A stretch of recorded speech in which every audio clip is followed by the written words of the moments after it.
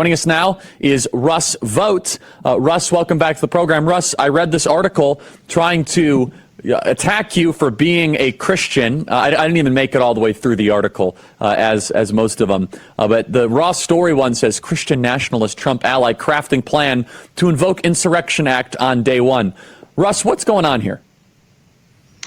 Yeah, this is part of an ongoing strategy on the left to demonize Christians who are involved in the political process. And generally the left is okay if you privatize your faith, but God forbid you would ever take your Christian worldview and seek to apply it on a principled basis to the various public policy questions that come across the public square. And this has been an effort for years. The left has invested in the term Christian nationalist because they're trying to get Christians who think and love and care about their nation to not endeavor to be in the public square. And this is kind of, the latest of their attempts to weaponize this. They're trying to kind of connect it with the Trump administration. Obviously, the President Trump supports what he has put out on his website. That's his agenda. We have a separate think tank in which we work on paradigm shifting ideas. And one of those paradigm shifting ideas is that as a country, we've been too secular. The conservative movement has been too secular, and that we're not going to save our country or have anything to sell to the American people that's largely just divorced from the soul and is just pure materialism. We believe that you've got to appeal to people on the basis of who they are, created in the image of God. And one of the aspects of that is that people have souls. And so that is why we care a lot about this debate, because for too long, and Charlie, you've seen this a lot with all of the work that you've been doing in churches, that people in the pews have had pastors that have been giving them bad advice, that have been saying, look, yes, don't work and tirelessly and care about your country. That's wrong. And we one of our major priorities as a center is to change that worldview. The dominant view of the uniparty is secularism. And I hope everyone understands that. And the uniparty thrives on, especially from the center right, de-emphasizing any sort of biblical worldview. And you might have your own private traditions, you might have Christmas, or you can go to Mass, but don't you ever allow it to instruct why you do what you do. So, Russ, I want to play a tape here. It's from Joy Reid, play cut 52. Russ Vought, Trump's former OMB director. Christian nationalism is a top priority, along with invoking the Insurrection Act on day one to quash protests and refusing to spend authorized congressional funds on unwanted projects. So your response to Joy Reid? I mean, they mash about 15 to 20 different policy ideas. I think she was referring to impoundment. That's a budget idea that has nothing to do necessarily with what we're talking about. You had all sorts of normal social conservative policies that have been articulated. And then you bring in Joy's concerns about the conservative movement and us being against critical race theory, which is state-sanctioned racism. So they have put all these things together and just said, that's Christian nationalism. And every one of them needs to be unpacked and to figure out what, in fact, we are proposing and what we are not, what is leftist slander. Each one of them, they are slandering us, which is par for the course. But what I do think that clip shows is the extent to which, not unlike racism, not unlike bigotry, the left uses these pejoratives to scare us out of the public square. 100%. Whenever, if it's tax cuts or dereg, they don't really care about that. But when it's a cultural issue that gets at what the nation honors and dishonors, what it favors and disfavors, that's when they throw the pejoratives of. And what we've learned over the last 5 years, or really since Donald Trump came to office in 2016, you do not save your country by retreating. You save your country by pinning your ears back and moving forward, winning the debate, and not really caring about what they say about you on CBS and at the nightly news. 100%. And again, everybody has a worldview. Everybody does.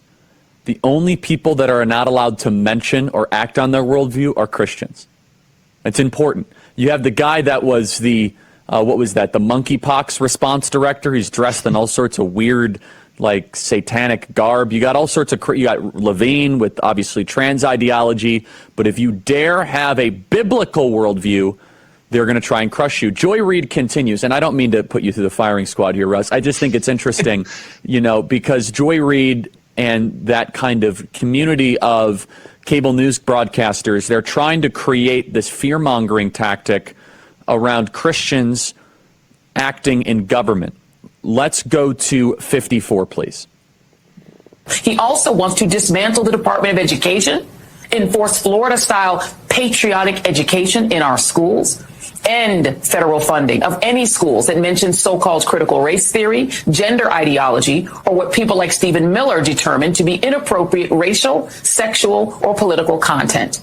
They intend to force children to learn about their version of the nuclear family, including the roles of mothers and fathers and things that make men and women different and unique.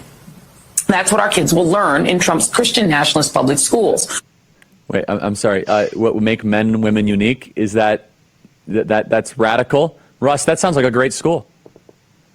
Yeah, that part is true. We are totally okay with schools treating men and women differently on the basis of their biological sex. I am opposed to the Department of Education because I think it's the Department of Critical Race Theory. 100%. I mean, you have grants after grant of culturally responsive learning where you're funding essentially a cultural revolution, not just with teachers, but with the students. That's what all this wokeism about. It is not about improving schools, and it's not about improving test scores.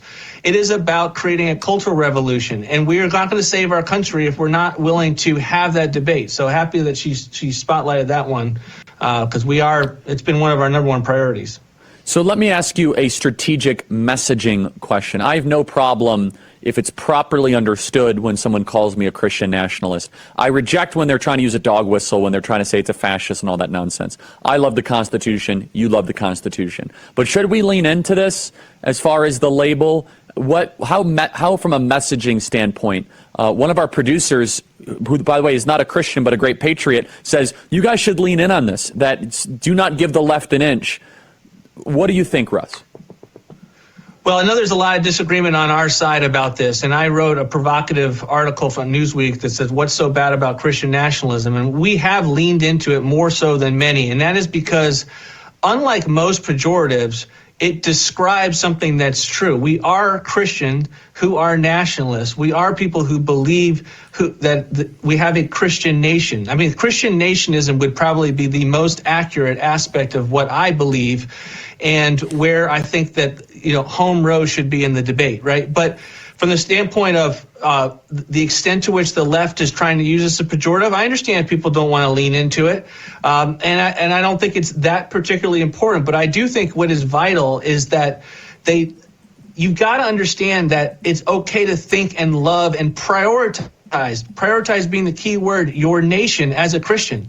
Right now, churches have all of this talk about love your neighbor, and they don't have any ability to say, no, we do not want that group of refuge coming from that country that is dominated by Sharia law. We don't want that group of individuals, not because they're not made in the image of God, but because they have a different view of what a country should be, and they certainly have no view of what our country with a constitution and a Bill of Rights should look like. So that's the kind of thing that I do think is important a little bit to prick the conversation and force it a little bit by leaning into the debate and not just saying, oh my gosh, they called me a Christian nationalist, I'm just going to run and hide. Like that is what I'm not going to do, and I don't think that's the right approach.